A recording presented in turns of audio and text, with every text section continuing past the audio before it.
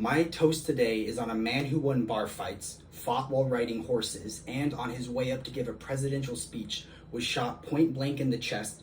And instead of being rushed to a hospital or hiding in an underground bunker like our current president, he proceeded to go on stage, give a speech for over an hour as blood dripped from his chest and he had bullet shrapnel inside him. My toast today is on the late great President Theodore Roosevelt. I'm an avid fan of U.S. history. It's important to know because you need to learn about the mistakes that we've made, but the progress that we have always strived for.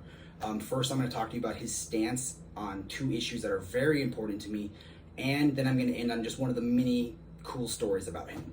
I'm very liberal. I care about what we allow big business to do and the environment, and those are two issues that he valued and fought tooth and nail for. It's often easy to feel now like politicians are in bed with big business, and that was true in the early 19th century as well. And he fought them so passionately, he earned the nickname the Trust Buster.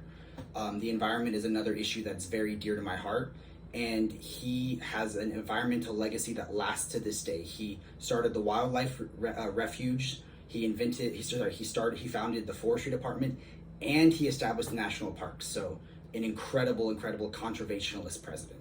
And now we'll just end on one of the many cool stories about him.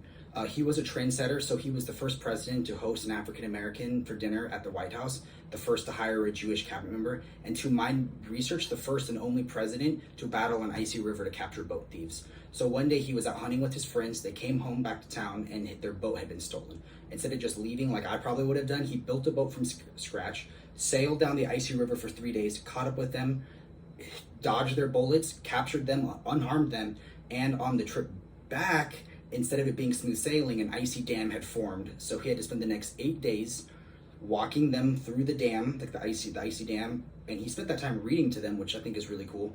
And he took them back to town, and instead of sentencing them to be hanged, as would have been the normal crime, he put them in jail instead.